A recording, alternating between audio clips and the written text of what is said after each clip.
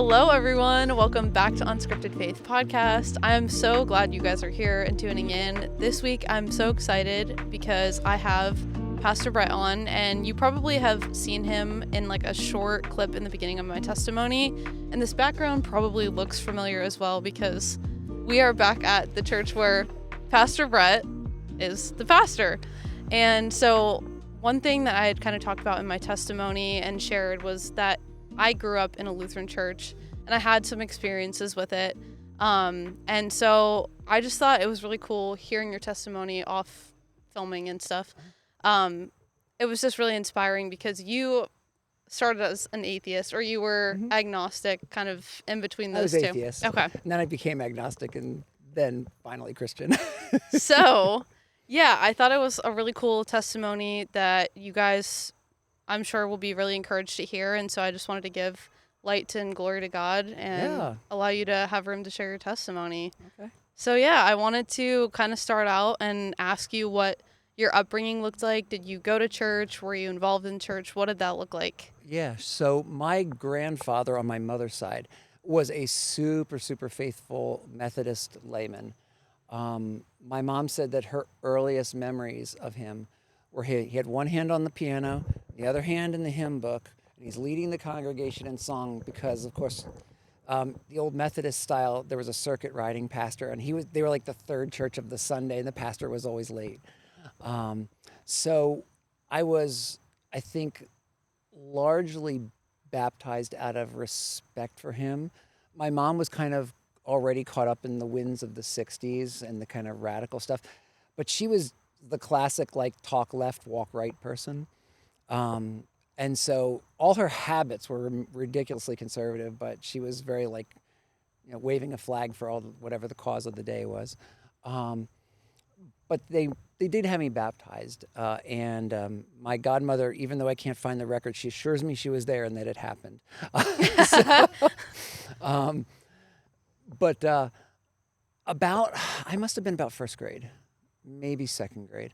We were going to a little Methodist church in Hummelstown, Pennsylvania, right down near Hershey, like your chocolate. My mom had picked me up. It was kind of, carrying you along by your hand to go down and pick up my brother from his Sunday school class. And so he would have been like pre-kindergarten. My youngest brother is like, she's carrying him. He's that small. And I don't, to this day, know what the fight is about. I'll never know because my mom passed away in 2010. And she probably wouldn't remember. I haven't remembered anyway if I'd asked her before she passed away. But she and the Sunday school teacher start screaming at each other in the hallway. And it ends with, and this I remember very clearly, it says, well, if you believe that, this is the Sunday school teacher talking to my mom, if you believe that, you're going to hell and you're taking your children with you. So at that point, my mom's like, well, I may be going to hell, but I am not staying here. Yeah. And she never came back. Later, since as I'm working on a doctorate in apologetics, I always remember St. Peter's in the classic apologetic text where it says, always be ready to give a defense for the faith that is within you, but always do it with gentleness and respect. That piece is always like front and center to me because of that experience. So I grew up outside the church. And can I ask you really quick before we continue on with that specific moment, like what stuck with you with the Sunday school teacher and what she said to your mom? And was just the anger. I think, you little kid, you're reacting to the situation. Like most people, I don't enjoy conflict. I've gotten a much higher tolerance for it, just pastoring. Yeah. Because now I have to be the person who steps in the middle of conflict. I'm not even in the middle of it. Right. But that was the reality. It was just the anger. And I guess, later on when I came to faith, thinking to myself that maybe the truth of Christ was present in what she was saying. I don't know what they were arguing about, but the love of Christ wasn't. Right. And that's really emphasized for me a constant pursuit of spiritual maturity, not just personally, but it's how I want to lead churches. I'm not concerned with the size of a church. I'm concerned with the depth of the church. Absolutely. And that people are wherever they are in their journey, and we're all at different places that they're growing, So back when I was in a very progressive denomination, just trying to stand up for orthodoxy in small O.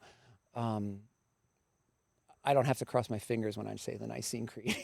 So, when I was back there, I was like, I hosted back in 2012 a big conference on discipleship. I didn't know what it was, but I knew it was what we needed.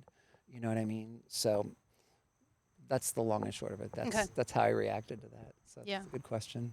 So continue on with what you were saying. Oh, so I mean, I guess certainly by the time I hit middle school, I was a profound doubter. I was in, and I think that had more to do with the culture I was involved in.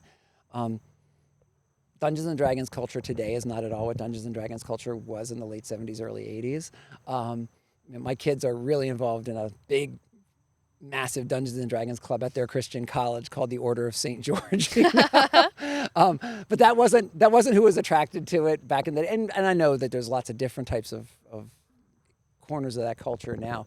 But I was into playing all those RPGs, and so it kind of attracted the weirdos, the misfits, the we don't know where we fit. And I think it was a general reaction to the culture I was in. I was in central Pennsylvania, and it was at least culturally Christian. I don't know how much conviction there was in it, but there was a lot of cultural Christianity. It was Ronald Reagan's America, you know. And because of that, I just kind of got this sort of, oh, that's for other people stuff, you know, kind of got that. We weren't going to church. I only went to church with my grandparents when I stayed with them for 2 weeks in the summer. So twice a year I was in church. Once in a very long while, my dad would get the itch and we'd go in for a Christmas Eve service that was candlelit. And I have great memories of that. The Methodist Church in Hummelstown on the main drag, watching the candlelight service from the back of the what do you call it? Balcony.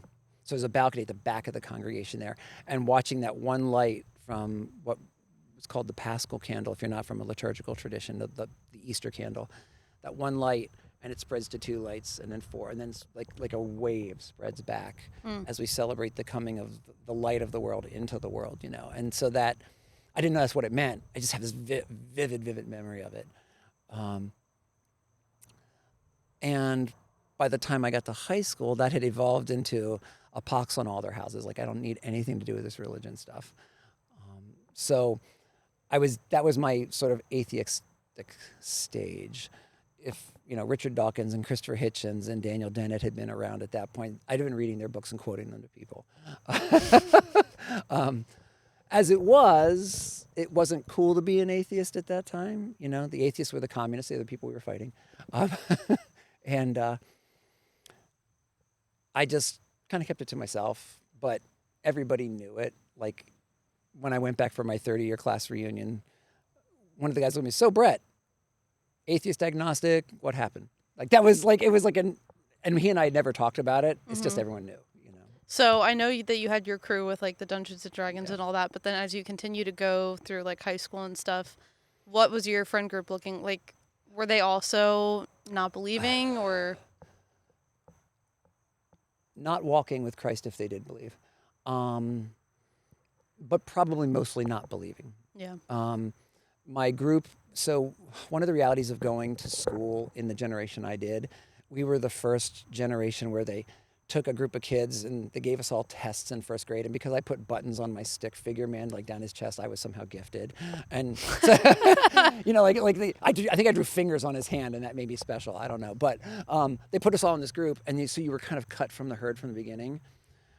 So that my first day of my English class in 9th grade, I want to say professor, because that's how he treated us. He said, "So here's what, everyone in this room is headed to college. And here's what that looks like. I'm going to start treating you like a college student now. You're going to get a syllabus. I'm not going to tell you when things are due. You're going to have to read that syllabus and blah, blah, blah, blah, blah." And so they cultivated in us a self-consciousness about being intellectuals, although reality was we weren't really. How could you be? You hadn't read enough yet, even if you had a propensity. But this sort of like the burden of society is on you, and you have to know, and you have to blah, blah, blah. And so while I loved that teacher, just lost him in February. Several of us stayed close, and like it was amazing. At his funeral, there were 5 people from my English class at his funeral, 30 some years later, right? 40 years later, close to 40. I loved him as a teacher, and I loved what he taught me. In fact, he kind of ruined me for college because I never got a professor in college that was that good. But they cultivated a pride in you and an arrogance. How much, even the smartest kid, how much can you know at 16? Yeah. But there you are evaluating the world, like, so it wasn't a good thing in that way. But it was just part of the culture. So my friend groups were the arts, so theater and music, and with just like theater and music today,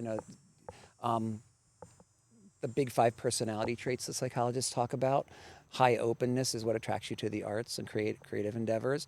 High openness also means that you have trouble figuring out who you are and identity issues and stuff like that. And it's weirder now, but it was the same. You know what I'm saying? It's just a little bit exponential because more of the guardrails are down now. Right. And then in the English class, the intellectuals, whatever that is. So everybody was kind of self-consciously snobby about it. In fact, at that reunion, one girl, I walked to her and said, Lisa, I have to tell you, I said, you were drunk and you were at a party, which is weird because I never went to the drinking parties. I only did it because it was the musical that year. And we had to attract the football players because we were doing Camelot and we didn't have any guys. Guys don't go out for musicals. And we needed knights. So the football players were all engaged in the musical that year. I said, as you were drunk, I said, but you told me about Jesus. Like you were the only person who ever talked to me about your faith in high school. And she says, wow, that's so weird because I feel like that's when my life started to go off track. Wow. And talking to her now husband, she married a guy from that class, and talking to her husband, he said, yeah, she's like completely against any kind of religion of any sort now. Wow. But he's in this kind of like open kind of stage. That's insane. Yeah. That just makes me think of the scripture that he uses the foolish things to confound the wise. It's 100% like that. Jesus will use anything to get anyone to God. And like, that's just insane that just one night, and she now to this point is still like not, wow. It's sad, but it's also. But who knows? I mean, we have a slightly renewed relationship. I wasn't close with her in high school. She was kind of part of the popular group and I wasn't. I got along with them fine, but I wasn't part of them. I didn't get invited to go out when they went out, kind of thing. And they're not that far away. And their daughter goes to a nearby college. So we're starting to renew the relationship. And who knows, maybe there's a chance to like give back the gift that was given to me. There's always a chance. Yeah. We're praying for that. Amen. You guys be praying for that too. Yes, please. And for all our witnesses, because we never know. There's a pastor who's retiring. I'm the dean of our region, of our district rather, of our denomination. And there's a pastor in upstate New York who's retiring this year, and his 35-year mantra to his congregation is ABC, always be casting. Can't catch any fish unless you're casting. Always be casting. Always be casting. So that's really good. Yeah. Okay, so we got through your high school friends, and then they were checking in on you at your reunion, and so then so that was, I mean, that's much later. So you go through high school, and then did anything else continue to happen in high school before you got to college? Yeah. So there's a wrinkle. Being like 100% nerd, never dated girls. That was my younger brother. My younger brother, 2 years younger than me, was like way ahead of me with girls. Like he's 10 or 12 girlfriends in, and I'm like still waiting to go on my first date. And I ended up dating a girl from my class. It was a kind of slow burn. We finally decided we were going to move from friendship to dating each other. And she was a really devout Roman Catholic.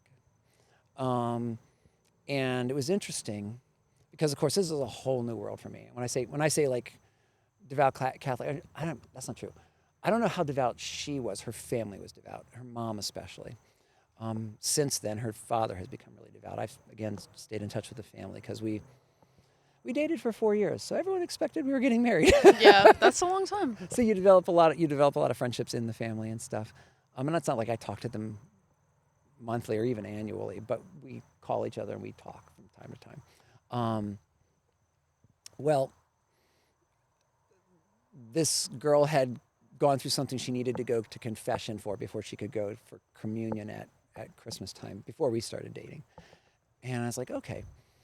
So, and she was really nervous about going. So I was like, I'll go stand in line with you. So at this little Catholic church, yeah, they bring in all these extra priests at Christmas time because everyone's got to go to confession. So it's like, normally there's one priest and there's not a line. Now there's 5 priests and there's a line, you know. Wow. And so I was like, and she was given her penance and she went into church to pray and this kind of stuff. And I just waited till there was no one else in line and I walked in behind after her. And I went into this poor priest. He's probably like 28. I was such a jerk. I walked in and I was like, hi, I'm not Catholic. I don't even have any faith, but I want to know why you do. And he just was like, and I don't remember exactly what he said, but it amounted essentially to, I don't know, I just believe. I'm like, well, that's not good enough for me. Thanks, though. Yeah. I wasn't rude to him. I was a jerk, but I wasn't rude to him. It just kind of like if that's all these Christians have to offer, I'm out. Right. You know, I was respectful. Like I was in a very competitive marching band, and you know, they would like sing the Lord's Prayer before people went out on the field for the kind of competition and stuff like this, and I would just sit there like, all right, whatever, you know. But that was kind of the end of high school, so that was kind of the wrinkle, and I just kind of went off to college. Nope, you know, that kind of mental attitude towards everything. Yeah. I mean, it doesn't seem like you got the answer you were looking for. And I don't think most Not people, you know, that's not really much of a, yeah. Wow. Yeah. Okay. So then you go into college. Yep. I started as an English major because the influence of this great professor in high school and this passion for it. Like I said, he kind of ruined me for college because I thought when I went to college, I'd be going in for a Socratic dialogue. I'd be like, this is going to be the disinterested pursuit of truth, and we're going to argue, and it's going to be great. And nope, it was all like people playing little territorial games, and they weren't interested in literature. They were interested in their politics, and they're reading their politics into the literature, and everything was just a way for them to further their thing. What they call postmodernism or post-structuralism, or it goes by a lot of names. But it's if you're going to college now, you know what I'm talking about because it's in every liberal arts department. So I got to the end of that year, and even though I had a scholarship, oh no, I'm getting ahead of myself. So in the fall of that year, I'm taking the mandatory class for all freshman English 30 at Penn State. And our professor's an interesting guy because he's trying to make us think in a mandatory class, which is like, you know, you're like, can I just get my grade and move on? You know, this is stupid. I'm an English major. I don't want to be in like the same English class as everybody else, you know. But he gave us the book, Zen and the Art of Motorcycle Maintenance. And we're reading it. I'm in the dorm. We're having a little study group in somebody's room. We've gotten bagels and we've loaded them up with whatever we're eating on them. And as we're talking, I go, wait. Like, this is not his point. And his name is Robert Pirsig, who wrote the book. It's not his point. And I don't think he sees it, but I think he just proved God here on this page. Do you guys see that? I think he just proved the existence of God. And everyone's like, you're weird. No, we don't see that at all. And I couldn't shake it. What was the thing that, okay, the point that he had, if you could summarize? I can real quickly, at least as I remember it. It's very, very interesting because a really famous Christian author right now named Paul Kingsnorth just did like a road journal. He lives in Ireland, but he was journeying through the Canadian Rockies to Alaska, and he was reading Zen and the Art of Motorcycle Maintenance as he went. I was like, oh, this is so weird. But yeah, Pirsig is trying to figure out the difference between what we almost would call left brain, right brain, or he characterized it as romantic thought versus classical thought. And he was looking for the dividing line, and he called it quality. I don't want to get technical with what he was getting into. But what I saw as an inference from his argument was that someone had to draw the line. So, because otherwise it would just be these like a yin-yang force, but you couldn't tell where one ended and the other began and blah, blah, blah. So the line had to be drawn, and it wasn't purely experiential, like something was drawing the line, because he was trying to move beyond just, I feel this way, or I've had this experience. He struggled with mental health. He was in and out of things. So he's trying to find an anchor to hold on to as a philosopher. And I thought, someone drew the line. That's God. Like, and there's lots of motives for people to get religion. But I had no need. I didn't feel this like aching need. It wasn't something missing in my life. I was just seeking for truth. And so I walked out the back door of Atherton dorm, really the front door, but it looks like the back door. I walked out, looked up at the sky on this October night, and it was just almost like today, but like literally less clouds. It's about 11 o'clock at night, and I go, holy cow, like the universe just got so much bigger. Yeah. Because no matter how far you go and you're a materialist, it's all the same stuff. Yeah. Rearranged differently. The Horsehead Nebula might take your breath away, but it's the result of random processes, and it's just material. I mean, one of the weird things you have to believe as an atheist, if you follow your thoughts to their logical conclusion, is that there's no fundamental difference between a living person and a dead person. Because it's just chemical reactions.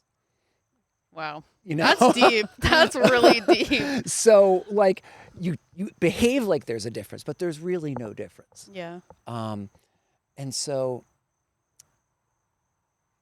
I walked all over Penn State's campus till 5 a.m, just looking up at the skies and going, I don't know what this means. I don't know who you are. I think I already had an initial sense that whatever God was, it was more than like what the Hindus would call Brahman. What's Brahman? Sort of, if you want to call it, Brahman is almost like everything. Okay. It's like, it's divinity, but there's no personality. Okay.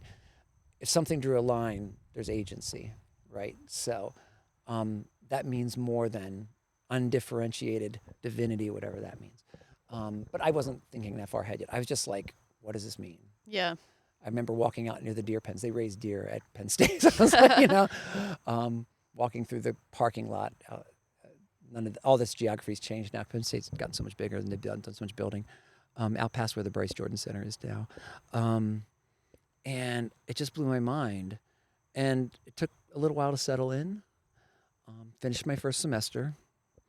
My girlfriend was going to a different school, so I was mostly concerned with like trying to maintain that relationship. But this thing happened to me. I didn't share it with her. Would you say that was the beginning of like, it was one of the pivotal moments kind of turning you the other way? 100%. Yeah. Because that's where I moved from atheist to agnostic. Okay. An atheist has a problem because the word epistemology means how we know what we know. There's no way epistemologically to be an atheist because you're claiming that there should be evidence of a thing that's outside of the evidentiary world. So if you're a consistent atheist, which I tried to be, some atheists go, well, you have to prove to me God exists. Why?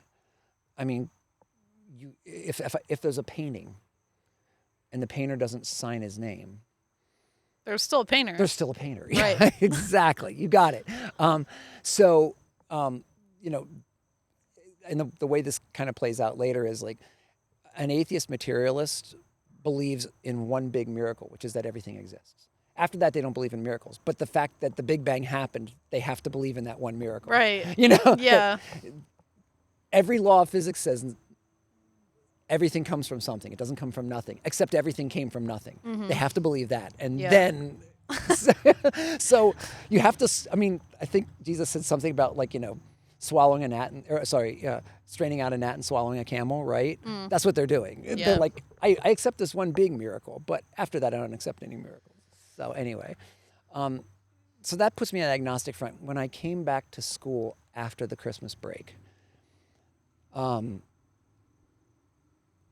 I just started reading, going up to, so I'm an English major. I'm already getting disillusioned with the English major because of the politics and stuff. So I'm thinking to myself, as I get about 3 or 4 weeks into my second semester and I'm dealing with more of this, I go, you know what? I think I need to switch to music because it was my other great love. I said, because in music, it's objective. You can either play Mozart or you can't. Right. And everyone knows. There's no hiding it. And I also, the way I said it to my dad when I came home over spring break, I said, I know you guys are going to be disappointed in this switch. I said, but the reality is I love literature too much to learn to hate it. And I'm going to learn to hate it if I stay where I am. And I also read an article. There was a famous Western writer who lived the next town over. He had gone to school at Penn State, and he had written all these famous Westerns. And he said, yeah, it took me 20 years to recover from being an English major before I could write again. And I was like, yeah, I don't want to do that. Yeah. So I started practicing my instruments and reading what I wanted to read and just, getting through my classes. But what I wanted to read was spiritual stuff. So what I started doing is just reading all over the map. So then this is where it gets dicey emotionally. So at the end of our freshman year, my girlfriend breaks up with me. Like I said, we dated for 4 years. We started dating the beginning of our senior year, but it was 4 years on and off, And I remember there was a comedian once he said, that's like the stupidest thing to do, because you go to the refrigerator and it's like you pull out the milk, and like guys do, we drink it straight from the carton when we think girls aren't looking. He said, you take that milk and you go, oh, that's sour. Maybe they'll be fresh tomorrow. That's funny. So we did that back and forth. Like, she broke up with me, I broke up with her. But finally, it took us like 4 years to go, like, this is really not a good thing. Yeah.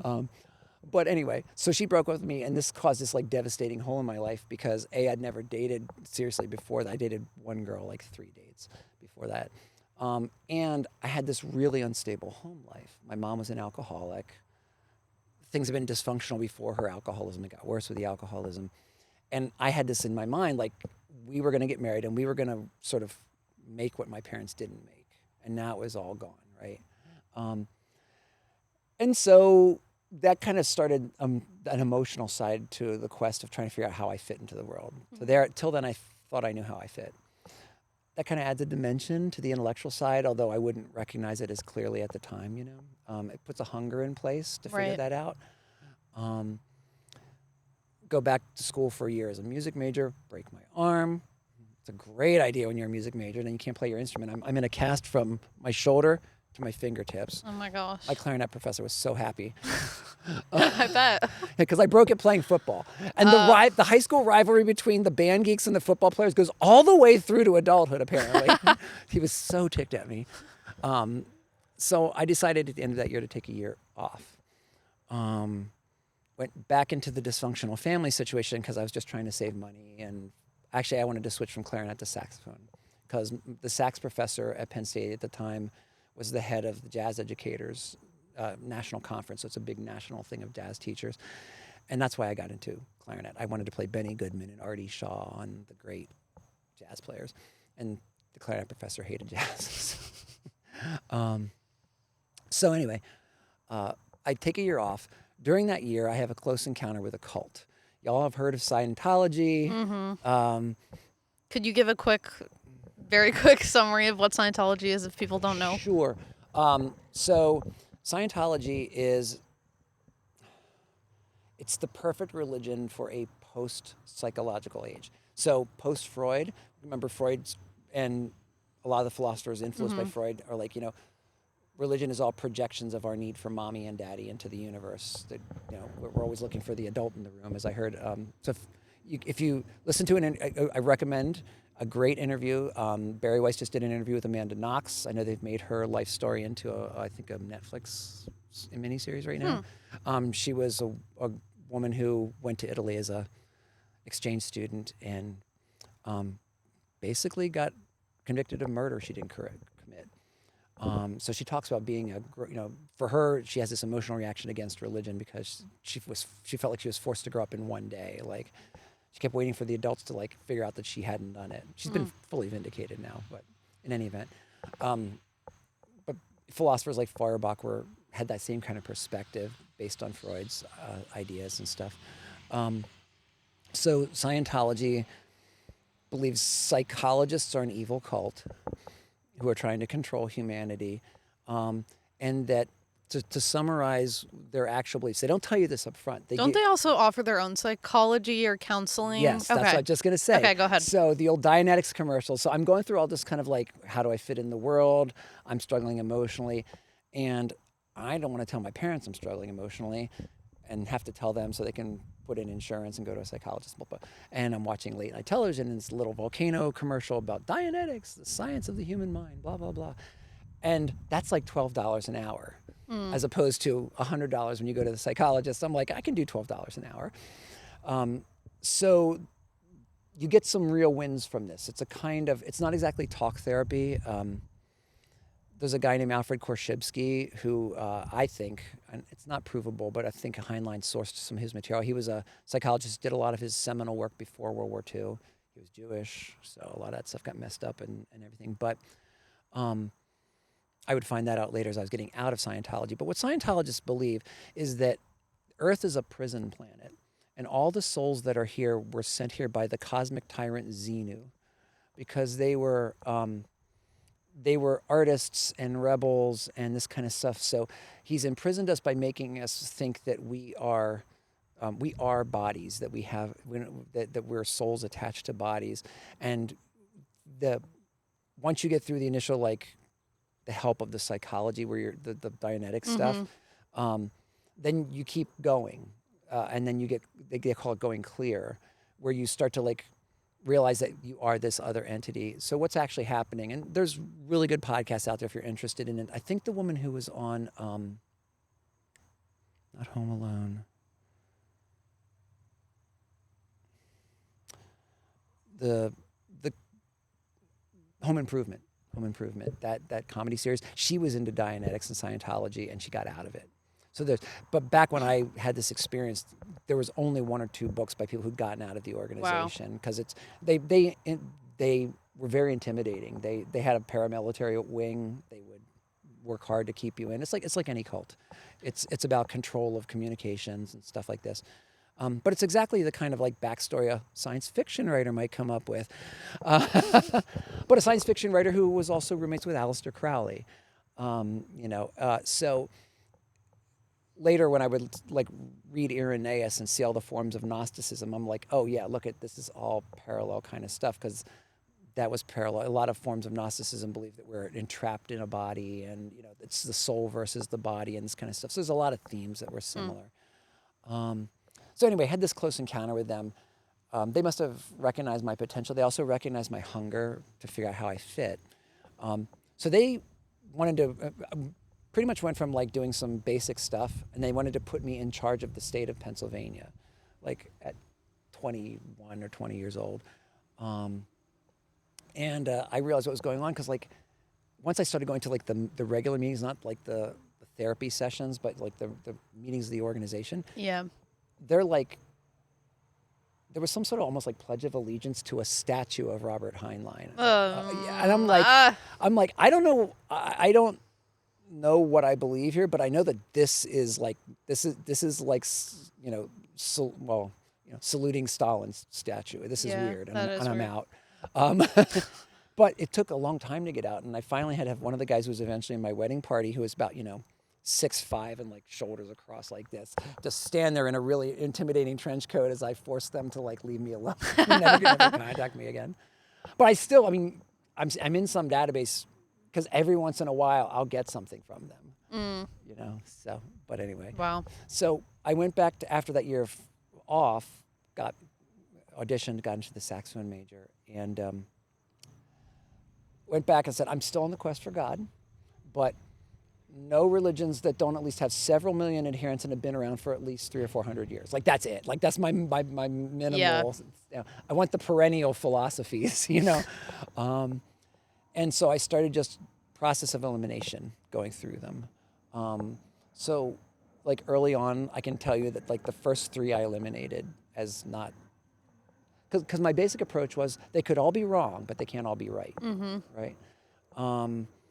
Because they don't agree with each other. Right. So I eliminated Islam and Mormonism as even possibilities, because they both rely on one person's testimony. Okay. I eliminated Hinduism because the word Hindu means Indus River, and it's like a local folk religion, which is why it's all tied up with Indian nationalism right now. Christians are going through a terrible time in India, because there's this sort of, the guy who's their prime minister is the Donald Trump of India, and being Hindu is a way of being a nationalist. And so I was like, yeah, I'm not part of that ethnic group, and I'm, whatever. It just doesn't work for me. Again, I'm looking for truth, belonging, at least not Right. consciously. I'm not conscious about that piece of it yet. I'm just reading. So that goes on for 3 more years. I finished my school. My now wife, I started dating her, and while I'm finishing up my degree, but she's graduating a year behind me, so I keep reading for a 4th year. As we're zeroing in on marriage, and I've proposed, and all that stuff is good. So you wouldn't know this name. Does Laura Schlesinger mean anything to you? She was a big radio personality in the late 90s or mid 90s. She was everybody's Jewish grandmother. Like, if you call Dear Abby and you'll get some weird like psychobabble advice. Call Dr. Laura and she's going to tell you how you just need to man up. You're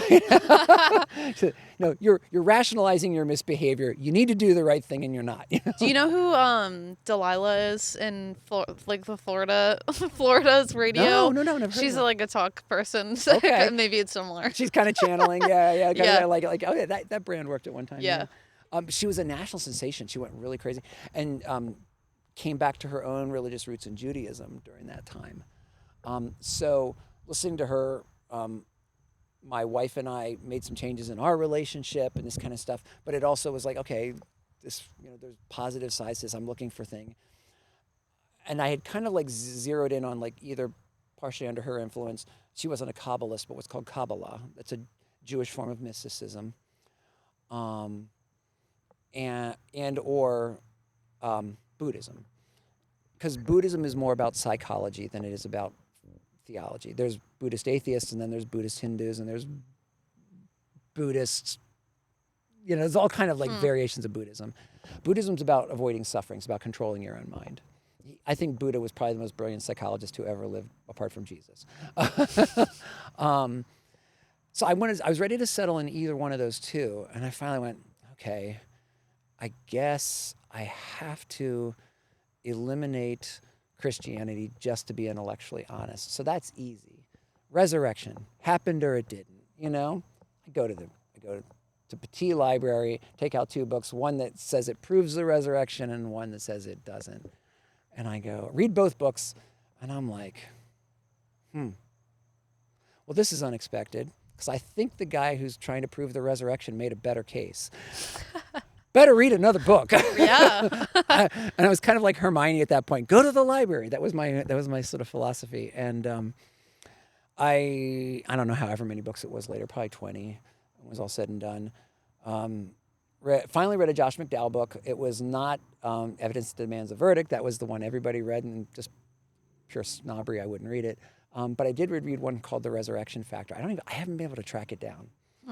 But it was really about the resurrection. Since then, for your audience, Gary Habermas is the guy you want to go to if you want to look at evidence for the resurrection. He's putting his life's work together right now. But he has actually completely changed New Testament studies and how everybody approaches this issue, whether they're liberal, conservative, or everything. His work is amazing. I wouldn't be aware of it for like 20 years, but but he's amazing. But be prepared for detail. That's what he does. Detail is his thing. So I read this book and I'm like, oh, dang it looks like the resurrection happened. Which is a really weird reaction because I've been searching for the truth and I think I found it. And then that should be the moment it wasn't I'm the truth you wanted, though. Well, and that's just it. Yeah. Right? I think it was Flannery O'Connor who said, we all resist, it might have been Dorothy Sayers, it's one of those two, who said, we all resist grace because grace changes us and that hurts.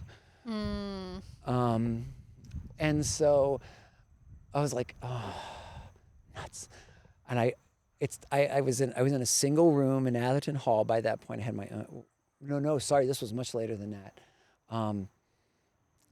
This was in my senior year of college, and I just started praying, and later on I would read C.S. Lewis's autobiography, Surprised by Joy, and there's a place in there he talks about kneeling and praying, the most miserable convert in England, and I was like, gosh, I know how that feels. So I believe the resurrection had happened, but I wasn't yet convinced of a lot of other claims of Christianity. understand, at no point in this process have I actually interacted with a Christian yet, not even my girlfriend. Okay. So the last time was probably, well, you went to the Roman Catholic Church. Was That that was the like last your, time I had a serious wow, conversation with a okay. Christian. Yeah.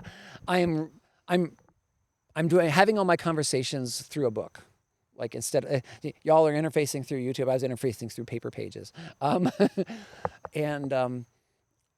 I wasn't even telling my now fiance, well, soon to be fiance at that point.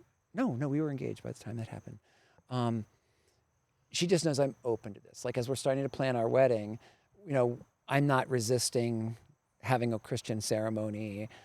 I'm good with all this stuff. We're moving forward. And where was she at? Did she have solid faith? What did that look like? Yes, she had her very own interesting conversion experience. Raised Lutheran, but went overseas for a year. And I think she'll tell you almost like it got real for her when she passed the security barrier to get on the flight to go to Scotland for a year. Wow. And leaving her parents behind. Mm-hmm. And she's like, okay, God, you and me, right? We got this. When she was in Scotland, she studied at the University of Edinburgh for a year. Her two best friends, one was a raging atheist and one was a raging fundamentalist. And she would go to church down at St. Giles in a little Anglican cathedral there in the middle of Edinburgh. Beautiful church. It was so nice. Last year we took our kids there for their senior trip, their post-high school trip, and we got to walk into St. Giles, and it was great.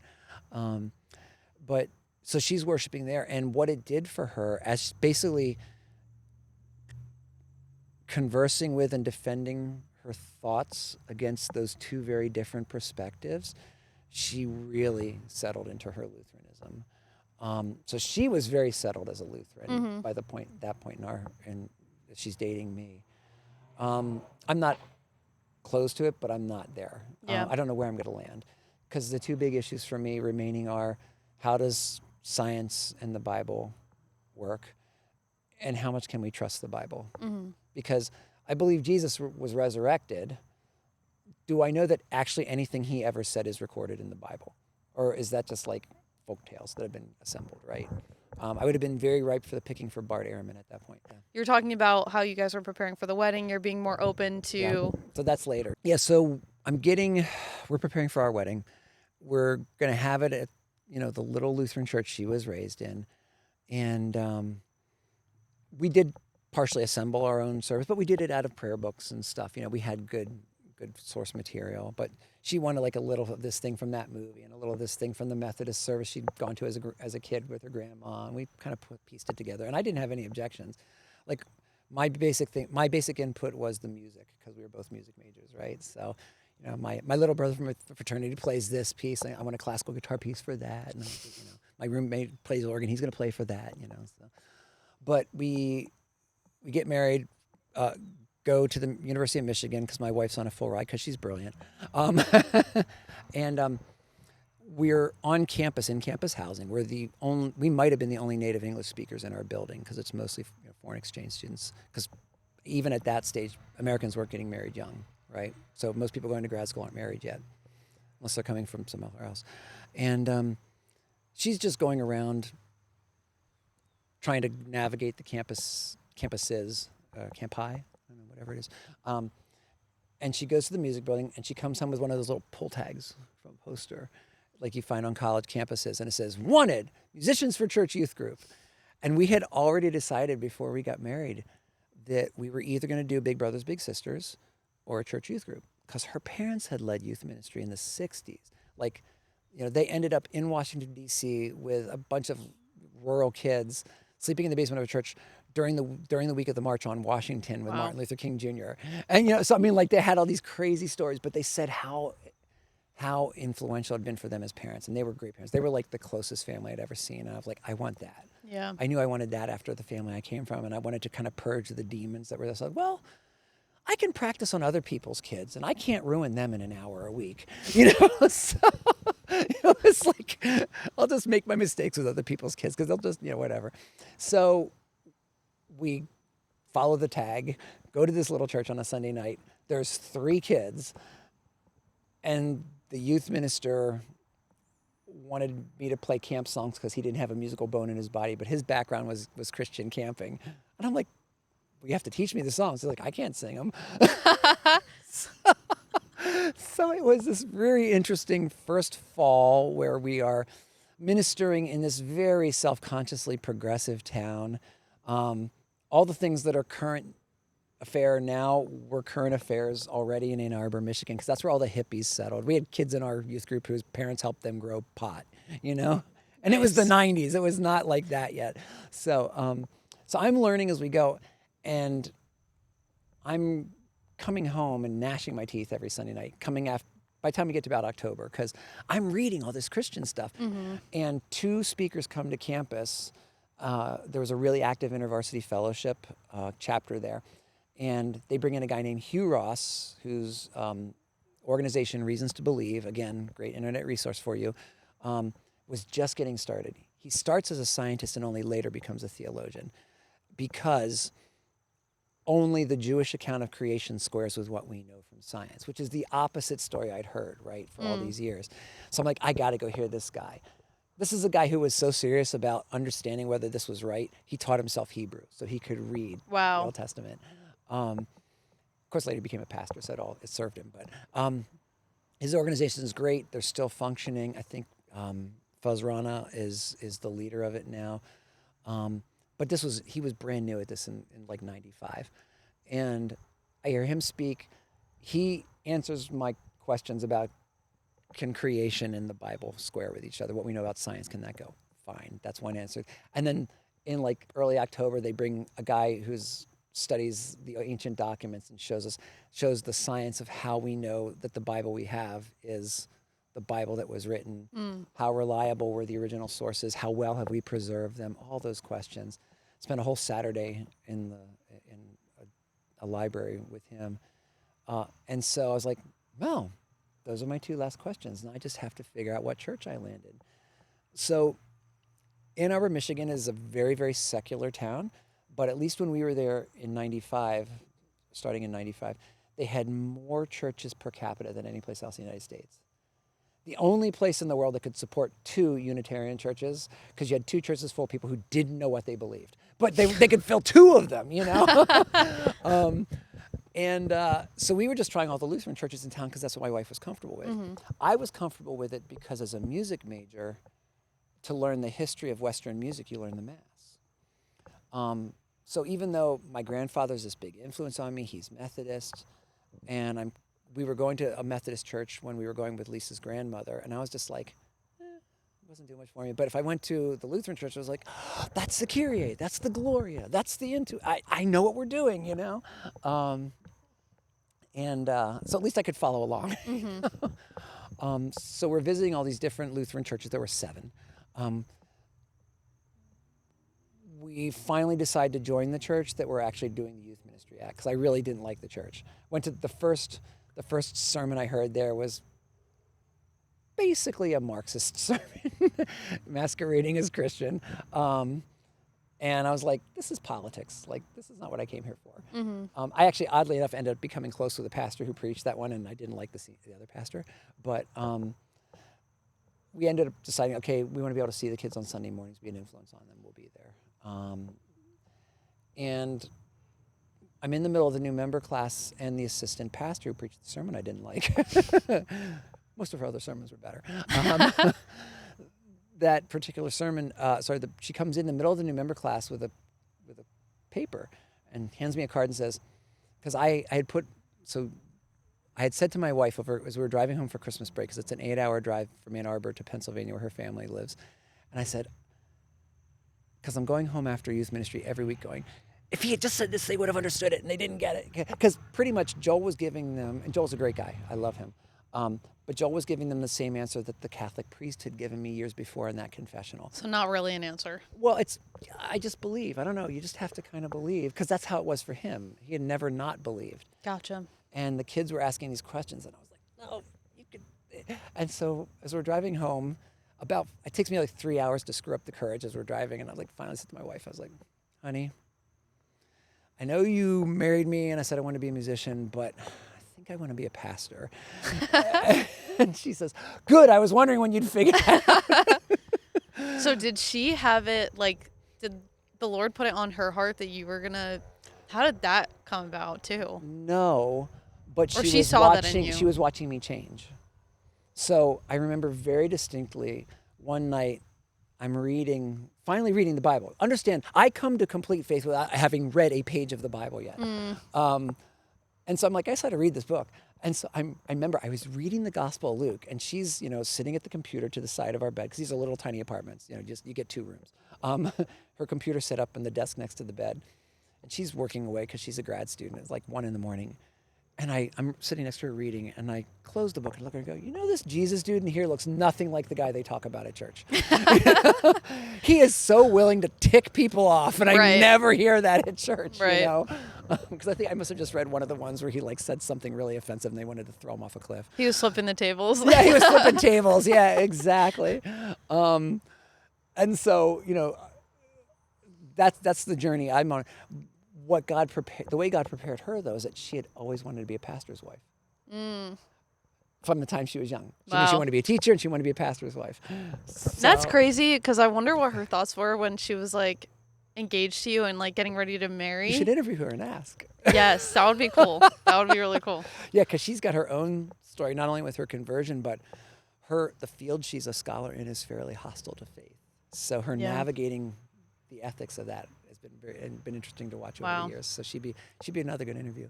So anyway, we tell our families, start preparing for ministry. At communion, at the offering, when you pass around the plate, I put a little note in saying, I need to talk to one of the pastors.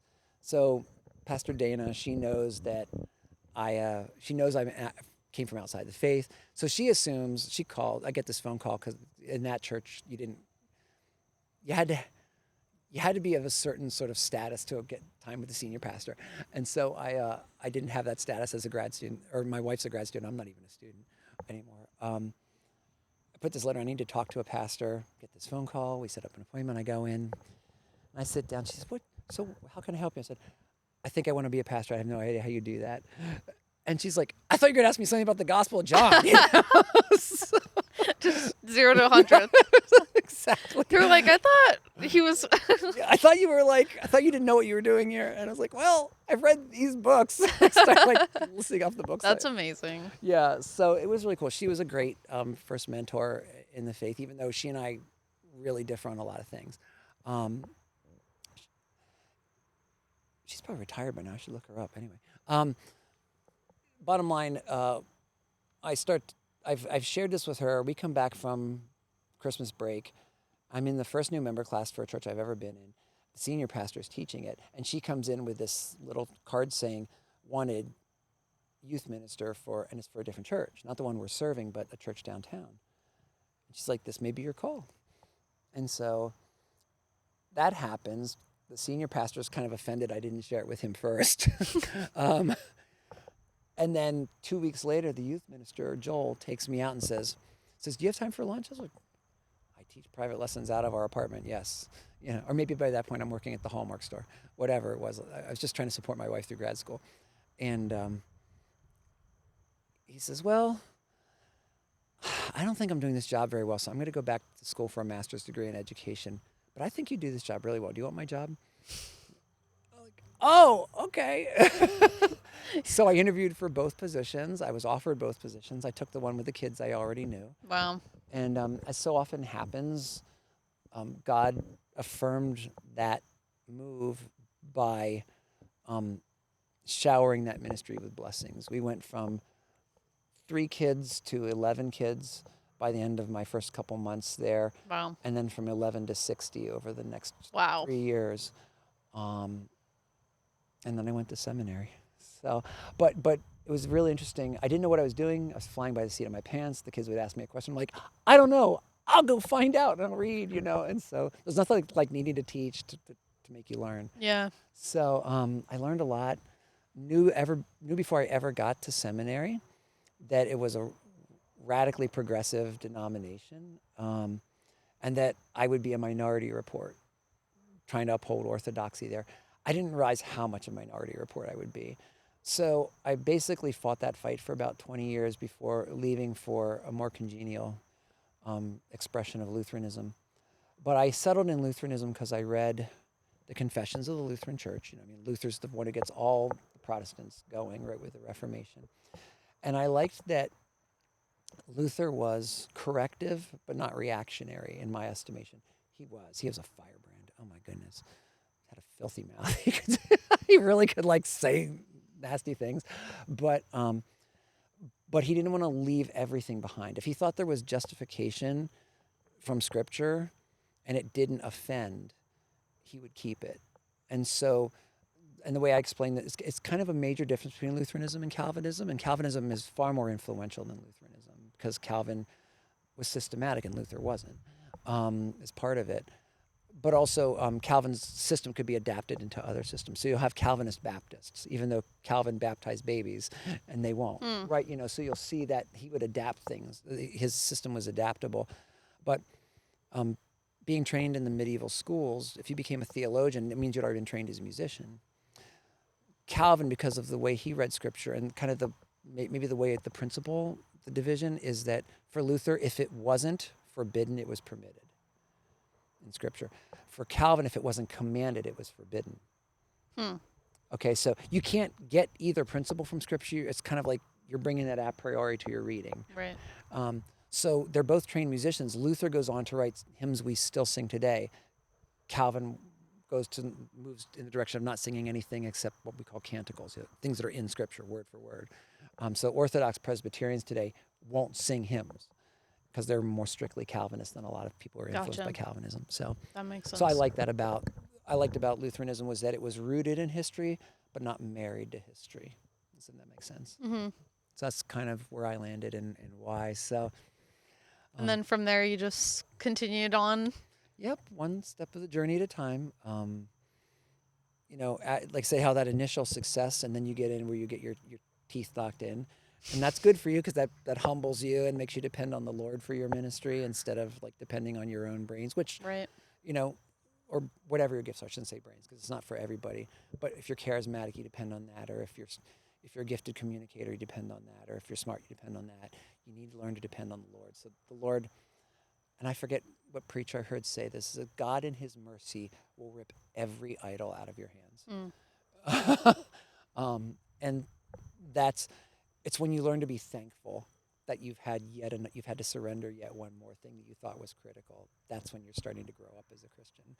In my estimation, at least that's where I am now. Ask me in 5 years, maybe I'll have a different answer, you know? So it's been a really, it's been a good and long process, but the Lord in his mercy never gives up on us. Yeah. And he keeps working with us in the midst of all our failures. Again, one of my bosses from that time in Michigan, who I was 100% at, we were like at, if not 180 degrees theologically, maybe 160. He and I would go out because he knew I was going to be a seminarian. He would he's trying to have an influence on me. We would just argue across drinks. And one thing he said to me was absolutely true, though. He said, you have to remember, the Lord does ministry in spite of us, not because of us. You know? Yeah. Yeah. So that was huge. And so you've had those moments. I've had great mentors. I've had great mentors of every tradition. Once I got ordained, before I got ordained, the church I served in Michigan was very conflicted. They'd gone through a massive church split right before I came on staff. I mean, literally, we're like at a service 2 weeks before Christmas, half the congregation walked out. Oh my gosh. It was crazy chaotic. I actually studied it as a case study later in graduate school. Wow. For church conflicts. I was like, oh, so that's what happened before I arrived. That was interesting. So they wanted to send in a team for reconciliation. And so they sent in, this sounds like a joke. It sounds like 3 people walked into a bar kind of joke, but they sent a Catholic priest, a Baptist laywoman, and a Church of the Brethren pastor into a Lutheran church. And I got to know Father Bernie really well. He and I had lots of late night donuts and coffee and talked. And so I really came to understand what Roman Catholics think, or what their belief system is, not what we think it is. That was huge for me. And it made me really aware, because a lot of Lutheran theology is polemics, right? It's like we broke away from the Catholic Church. We either have a good reason for leaving, or we're trying to justify leaving, or whatever it is, and we're getting at it. And it really gave me an appreciation for listening to the other side of the story and trying to really listen to understand. Bernie was a great mentor. I lost him in 2015. Just, he was an unforgettable personality. Then I got ordained, and the conservative Baptist pastor in my first little coal town ministry in the wilds of Pennsylvania, and he grew up in Allentown. So he knows what it's like to deal with an economically depressed people instinctively. He was the most faithful man I ever met. Wow. Superb influence on me as a pastor. Then I went to a conference in seminary, and I was like, every plenary session was one of three traditions, because it was supposed to be, it was called Christian unity in the divisions we must sustain. And so it was you had Reformed speakers, Catholic speakers, and Orthodox speakers.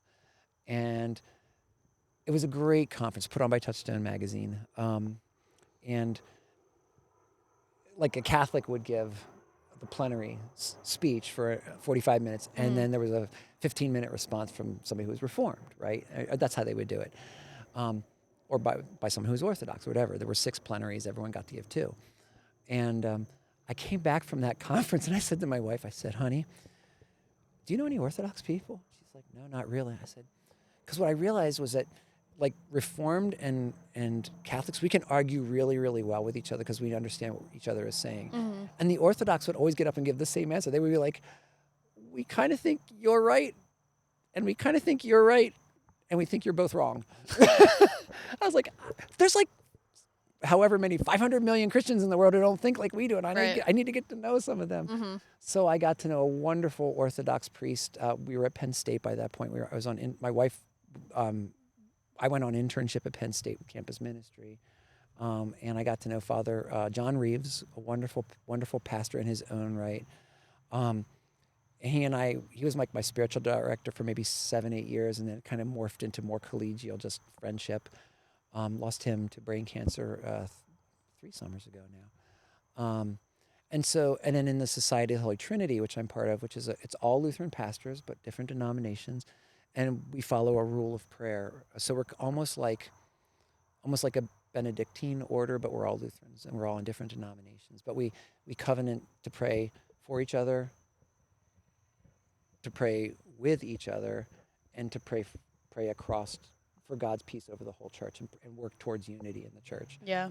And so I've had great Lutheran mentors in there, because I read my way into Lutheranism. I wasn't influenced by a Lutheran pastor. Right. So I really, because it was a progressive seminary, I really only learned to be Lutheran after I was a pastor. When I had other people who were more confessionally Lutheran and knew how to lead worship properly, and everything else kind of taught me. So wow. So it was really pretty cool. I've been more blessed than I deserve to be by the mentors in my life. So I'm going to give a huge shout out to everybody who mentors other Christians. Took me a long time to find out my journey to faith was atypical, that most people are mentored into the faith and only start reading later. Yeah, and what was the statistic you said for people that read into the faith? Yeah, so I'm getting a doctorate in apologetics, and one of the things I learned in doing that is that I represent only 10% of people. Only 10% of people ever hear an apologetic argument for the faith before their conversion. But 80% of Christians are kept in the faith by apologetics. So, the first apologetic tract or thing we have is called Dialogue with Trypho the Jew. It's really from like the first 100 years of Christianity, and it's addressed to somebody outside the faith. So I think apologetics has always been construed, because the word apologetic means, or apologesis means defense. So like you're defending something. It's actually means defense lawyer. Mm-hmm. So you're acting as a defense lawyer for the faith against somebody who's attacking it. Right. So we always thought of it as something for people on the outside of the church. But at least in this day and age, it's something for people inside the church. Understanding that it's not just because I was raised that way that I believe this, but there's good reasons to believe it. Right. It's huge. So that's awesome. Yeah. So it's been a weird journey, but God has been gracious, and continues to be, because I still I think like everyone, I struggle with Christian maturity. I haven't for once struggled with my Christian faith, like losing it at this stage. Um, I have struggled with trying to grow up. I use materials by Peter Scott Zero and New Life Fellowship up in New York, up in Queens, to work with our church a little bit. And I love there was a testimony that somebody gives in there that says, I thought I'd been a Christian for 20 years. He said, but I've been a 1-year-old Christian 20 times. Wow. You know? Yeah. So I'm like myself, like, yeah, that's not where I want to be. I want to Right. grow up in Christ. I want to be ready for the meat and not just the milk. Right. But the path is made by walking it, and it's different for everybody how you get there. So God is gracious, and still love poetry, obviously. My love, in fact, that's been a part of my life that's been coming back at this stage. There's a wonderful poem by Francis Thompson called The Hound of Heaven. I'm not going to recite it, but I will. And in fact, I don't think I could for word, but I encourage you to go look it up. It's on poetryfoundation.org. He was an opium addict who was also a genius. And it's the story of his conversion told in poetry and about how God kept chasing him. Wow. So it's really, it's just, it brings tears to my eyes even thinking about it. It's so powerful. So it is really powerful. And I thank you so much for sharing your story. Yeah. And it is really cool. And I was even, when you had first shared your story about how you even just came to God about reading, like how many books do you think you probably read? Oh gosh. Like if you could give like a general. I don't know. There's books I've read and then there's books I remember. Those are a lot less. So we had, when we moved into our house, my wife is a professor, and I think we had 18 legal boxes full of books when we moved, and those don't include the library books we returned. Wow. Yeah. That's insane. That is insane. Yeah. So. And it can be a spiritual dysfunction too, though. Thomas Aquinas talked about how curiosity could actually be a vice, because I need to know about everything. No, Right. you don't. My son's gonna be a mechanical engineer. Do I need to know how everything works? No, he needs to know how that stuff works. I don't need to know how electricity works. Right. I don't need to know how politics works. I'm a pastor. When it impacts my life and the choices I make, then I have to know. But I can't master everything. Right. And it can become a distraction from prayer. It can become a distraction from your walk with the Lord. So I think I'm actually at a season in my life now where my wife and I are looking around going, we need to get rid of some of these books. They've served their purpose, and maybe we pass them on to someone else and they can serve a purpose in their life, Yeah. So. Wow, that's awesome. Yeah. But yeah, thank you so much again. It's just, I love how God just sees each and every one of us. There was something you said at one of the Sundays at youth that really stuck with me is God is not afraid of the most unbelieving person and all their angry questions and everything like that. You read so many books, you had so many questions, you dug really deep, and it through your curiosity and searching, you ended up finding him, and it's just so powerful that It is, and he's not afraid of our anger either. He's not afraid of our resentment. He's not afraid of our petulant little stomping our feet. There's a line, and I think it's in Toby Mac, one of Toby Mac's latest albums. I love Toby Mac, and of course, this album. It might be the first album he wrote after his son's death from a drug overdose, and I want to say I may not have it exactly right, but he's talking with an imaginary person about God in the song, and he says, I don't like all his plays. Gotta be honest, I don't like all his plays, but he's good. And the way the line went, it reminded me of in The Lion, the Witch, and the Wardrobe, that kind of refrain they have a couple times about Aslan. No, he's a wild lion, but he's good. mm-hmm. And the Lord will do for us what needs to be done to bring us to that beautiful picture we see at the end of Revelation, to make all the loose ends tie together. There was a wonderful, Klaus Westermann was one of the great scholars of the book of Genesis, and you read Genesis, you find out there's not a lot of godly people in Genesis, including Abraham, who we call the father of faith. It's not as bad as Judges, but it's pretty ugly. He said at the end of it, he said, the moral of the story is God can write straight with crooked lines, and we're all crooked lines. Yeah. But God can write the story He wants to write with us, and that's why I think Romans 8:28 works. that all things work together for good for those who love God and are called according to his purpose. Mm-hmm. Doesn't mean everything is good. Right. It means all things work for good. Yeah. The devil still has his way a lot, especially in the life, in and through other people, right? And even through your story. And through us, right? He even tried to get you with your curiosity in Scientology and Yep. Yeah. 100%. So evil exists in the world, but if we are following God in faith, following the light as it's been given to us, the light will always lead us to Christ eventually. You know, that the classic Christian medieval thing of how do people come back to God? The true, the beautiful, and the good.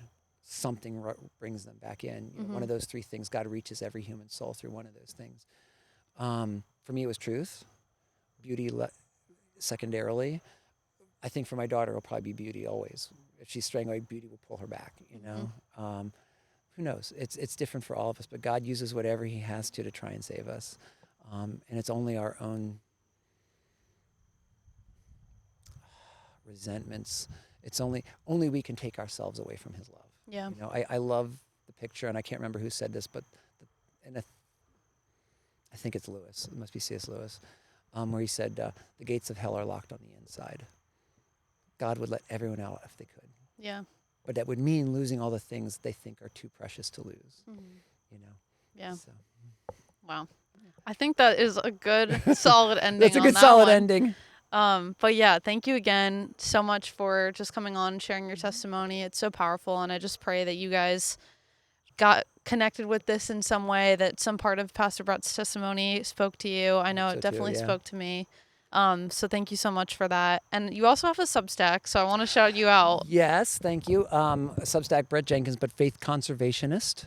And if you go to faithconservationist.org or .com, you'll see curated there. It's poetry. I'm working on building it out. So there's going to be apologetic resources there and music. Great. So at this stage in my life, I'm beginning to think more about how God can reach people through the beautiful as well as the true. There's so many good apologetic stations out there, like on YouTube now. You guys are spoiled for choice. But maybe less quality art being produced. I really want to meet your friend who does poetry and like bang the ideas around and maybe share poetry with each other. So that would be cool. Yeah, very cool. Yeah, so check him out if you guys are interested. It's just starting up, so it's all new. Hey, but hopefully no regular postings. But if you guys want to check him out, definitely do that. I actually did, now that I'm thinking about this too, before we close, I wanted to ask you, because in the beginning I had mentioned about growing up in the Lutheran faith. Yeah. And then obviously you came to the Lutheran faith. You talked a little bit more about unity and just the church coming together. But how do you, so what I wanted to ask you too before we close was, I kind of mentioned in the beginning that my testimony, and if you guys have listened to that episode, that I dealt with kind of legalism in my previous Lutheran church and stuff like that. And you had talked about in this episode and just sharing your testimony that you really fight for unity. I know that you also get together with a bunch of pastors from different churches, different denominations frequently. All the time, every Wednesday morning. So encouraging. So how do you fight? I know, and you even experienced legalism in the beginning of your story. How do you fight that from happening within your church and for your people, and how do you just have the perspective of unity, even though we all have slightly differing things within the church? Yeah, I mean, like I said, I mentioned having two of my great mentors. One was a Roman Catholic priest and one was an Orthodox priest. Obviously, we didn't agree on everything, right? I think they both kept wondering when I was going to convert to their brand, so to speak. And not that I wouldn't if I was convinced by their arguments, really. We're called to obedience in Christ. One of the most powerful testimonies I ever heard, Kimberly Hahn, her husband is a really famous Catholic apologist and theologian, but her testimony affected me more because her husband converted to Roman Catholicism. She is the daughter of a first-class Presbyterian theologian, pastor, whatever, and she was like so in. I mean, they had a great, like, can I tell a quick side story about that? Yeah. Okay, so I love the way this couple met. They were at a party, typical college party, and the husband to be, when they first meet, he's involved with like Campus Crusade or one of those parachurch organizations. He's very, very definitively reformed. He's been well discipled. And he meets her at a punch bowl at this party and makes some snarky comment about, oh God, blah, blah, blah. And she's like, she has to, in that moment, decide, do I like the cute guy more than I like God, or do I defend God? And so she gets into this long argument with him about the existence of God. And Wow. he says, I'm so glad I needed to test you first. This is my phone number if you want to go out on a date. Love that. That was awesome. Yeah. So unfortunately, I mean, so stresses in their young marriage. He was all set to become the youngest president ever of a Presbyterian seminary, and he converts to Catholicism. This throws their whole life into disarray. What I love though was when she's struggling. She's still Presbyterian. He's going to mass without her, and she's struggling with this thing, not following her husband, but does she believe what he believes? And and she's struggling through it. He's explaining why he converted and blah, blah, blah. And she's saying this to her father because she wants her father to give her the best arguments to stay where she is. Right. And her father looks at her and says, you have to be obedient to Christ and not loyal to me. And I was like, oh, that's awesome. Yeah. And the way she said it, she said, and this has always been my aspiration for my own relationship with my kids. She said, she says, I honor my dad because he was truly my father, leading me to my father. And that was awesome. So the reason I tell the story is that it does really affect the way I approach unity. I look at the different denominations and the different theological systems and think to myself, we are all in for some remedial Bible study when we arrive, right? Is what I see a person doing in their life, am I seeing them grow closer to Christ, and am I seeing them become more like Christ? A powerful piece that impacted me from the Orthodox tradition. We all know the sort of Genesis 1:28, being made in the image of God stuff. They talk about moving from being made in the image of God, but of course fallen now, right? So picture like a beautiful painting that's been defaced. Like I picture in my mind, Marcel Duchamp was an artist who took the Mona Lisa and scribbled a mustache over her. And it's the name of the painting is LHOOQ. So all he was doing was defacing a great piece of art, right? That's a picture of fallen humanity. And the picture needs to be cleaned up. And so while I'm very stridently Lutheran in the sense that justification is like that transition that's given to us as a gift by grace. It happens. From there we grow. That usually called sanctification in Protestant churches. That what that means is moving from being made in the image of God to growing into the likeness of Christ. And if I look at my Baptist or Mennonite or non-denominational brother or sister in Christ, and I see that the journey they're on right now is making them be more Christ-like, then I'm like, we can have this discussion, but it's not a dispute. Right. You know what I mean? Right. And we should have those discussions in a respectful way. One guy who does this really, really well from the Reformed side is Gavin Ortland. I love his channel Truth Unites because he'll have really good discussions. He just did one on infant baptism. He and I are not at all in the same place on that. But I love how respectfully he approached the infant baptism side and had the discussion and did it. Was, just a first-class scholar doing that work and a first-class pastor's heart there. I was having breakfast with a very famous Orthodox theologian probably 10 years ago now. And he said to me, I asked him a question about something I thought was really goofy in the Orthodox tradition. And he said, well, in the Church of Jesus Christ, and before I go on, he's one of the few living theologians who had significant time in all three major Christian traditions, Roman Catholic and Protestant and Orthodox. Wow. So he was a Protestant seminary pastor for years after being a Roman Catholic, and then became Orthodox towards the end of his ministry. And I said to him, I asked this goofy question about it. He says, well, in the Church of Jesus Christ, there's the slow track and there's the fast track. The slow track is it takes us about 500 years to fix it. The slow track is Jesus will fix it when he comes back. So, and I thought about that because it was like right around the 500-year mark that the Roman Catholics removed the anathemas from Luther. And I thought, okay, it took 500 years. He was about right. They're no longer saying Luther's in hell. That's good. We're called, and I'm paraphrasing a really famous quote of Luther. I wish I had it by memory. But he said, this life is not about perfection. It's about striving. We're called to strive to be Christ-like. That's our sanctification. We're called toward holiness, but we don't arrive. But even the journey can change us in radical ways, right? A couple I counseled in the wake of infidelity several years ago. It finally came down to a place where one half of the couple was working so hard, not at fixing the marriage exclusively, although they were doing that. They were working at their discipleship.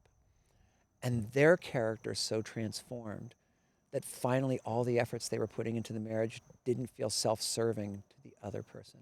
They were actually trying to serve the needs of the other person. And that's what made the bigger impact and brought the marriage back together. Right. So it was their relationship with Christ, paradoxically, that had to grow so that their relationship with other people could grow. And that's just an amazing, it's an amazing thing to see it and to really see the transformation that can happen. Not instantly, because we kick against the goads. We're fighting. Yes, so many of us are strong-headed, myself included. I'll be the first to say. Yep, that was the guy, the Orthodox priest who was my spiritual director. I always said he was my Remember the Alamo spiritual director. Because one time, this is how I knew he was the right spiritual director for me, because I'm thick-headed. I really am. I was in my internship, and you have a little committee, and one half of my committee was all students, and so I'm doing this, counseling with these young minds and blah blah blah, and I remember she was an architecture student, asked something at a Bible study, and I was just recounting that for him, and I said, "This is what I told her, but I don't think I gave her the right answer." He's like, "Of course you didn't. You answered like a damn Arian." Arianism is a heresy in the early church, most of which the Nicene Creed is meant to refute. I was like, I thought about what he said. I was like, yeah, you're right. And he used that. He didn't often swear. He used that term because that's what Arianism does, is damn people. He used it informedly, and I was like, yeah, you're probably straight talking enough. You could be my spiritual director. So it's we all fight. We all fight grace, which is the shame of it, but that's why we need it. Yeah. And that's what Christ died to give us and rose again to lead us into. So yeah. Helps us stay on track for what the real mission is. Amen. So, Amen. All right, cool. Sorry we took that little side turn. I wanted to ask you that. That's great. So and, yeah, blessings to everybody, and hope this time was a blessing to you, and may peace be with you. Can I end with the Aaronic blessing? Yeah, absolutely. Let's do that. Now, may the Lord bless you and keep you. May the Lord make his face shine upon you and be gracious to you. May the Lord look upon you with favor and give you peace. Amen. Thank you so much again for the 5th time, but I really appreciate it. So go check out his Substack if you guys are interested. Thank you again for sharing your testimony. And I will see you guys in the next episode. You can make sure to tune into this episode on Spotify, YouTube. We're going to try to get it on Apple Podcasts as well. So if I get it on there, the link will be down below. Your link to the Substack will be in the comments as well. Thank you. And yeah, have a blessed day and a blessed week, guys. Bye.